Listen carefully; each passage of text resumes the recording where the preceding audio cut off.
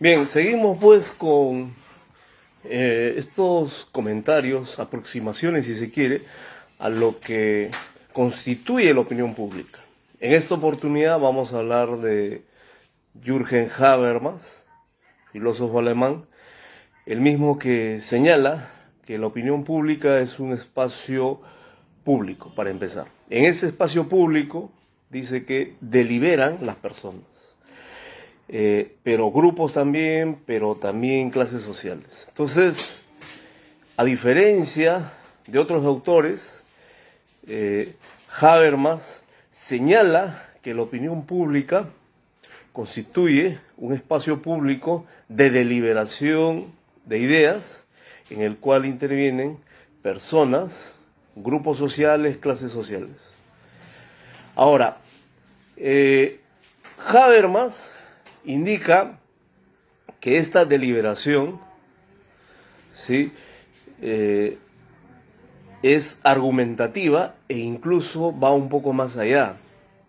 Una corriente de opinión, considera Habermas, se va construyendo ya no solo, incluso por la argumentación, ¿sí? La posibilidad de transmitir ideas en términos ordenados y que pueda así esa idea ordenada, ¿correcto?, constituir un referente, hasta que otra idea en contrario o diferente o alternativa pueda confrontar y hasta sustituir a la primera. Sino que, dice, ese contenido, ¿sí?, tiene que ver necesariamente, ¿sí?, por el uso de la razón. Entonces dice que este espacio público, correcto, está controlado por la razón. Entonces, bajo esa condición de control de la razón, se va a dar la deliberación, la argumentación, se va a dar la construcción de la opinión pública, pero necesariamente a partir de enunciados que tengan una solidez argumentativa y racional, si se quiere, racional lógica. Muy bien, ahora, diferencia ello, ¿sí?, de quienes no alcanzan a ser o a constituirse en líderes de opinión. Un líder de opinión necesariamente, dice, expresa, ¿sí?, argumenta, fundamenta, precisa, ¿sí?, razones, ¿correcto?, argumentos ordenados racional y lógicamente. Y quienes no tienen esa condición, pues no alcanzan, dice, a constituirse en líderes de opinión, ¿correcto?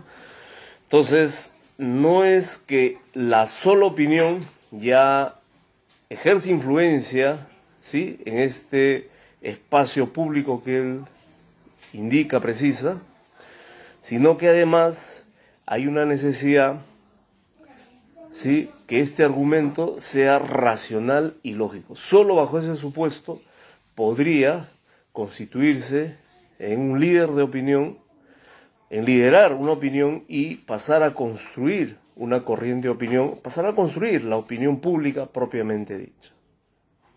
Ahora, lo que también señala Habermas es que la conformación de la opinión pública tiene que ver con la confrontación de ideas, con la confrontación de argumentos, con la confrontación de tesis. Solo de esa manera, ¿correcto?, es posible la construcción, ¿sí?, de una opinión pública. Vale decir, una mayoría, un conjunto importante de personas pasa pues a compartir, ¿sí?, aquello que considera que es lo adecuado, ¿sí?, que es lo racional, ¿sí?, aquello que es lo válido. Ahora, creemos que tampoco, fíjense, se llega pues a un nivel de comprobación. Por eso el autor señala claramente un escenario, una necesidad de racionalidad, pero más bien no alcanza, ¿sí?, a un esfuerzo, a una tarea de comprobación, o sea, la esfera científica. Entonces, ahí habría que distinguir esa otra parte. La opinión pública, ¿sí?, no necesariamente tiene ese componente, ¿correcto?, de comprobación científico, si se quiere académico, pero fundamentalmente de comprobación. No llega a ese punto. La opinión pública se va a conformar en tanto la argumentación, la deliberación, el debate de ideas indique algunas condiciones de racionalidad, algunas condiciones de orden, de lógica. Muy bien, entonces, es conocido el libro del autor, La acción comunicativa, donde establece, ¿sí?, estos componentes, estos elementos, para que el acto del habla sea efectivo, pero en este caso, para un poco entender este fenómeno, ¿sí?, conocido como la opinión pública y cómo se construye. Gracias.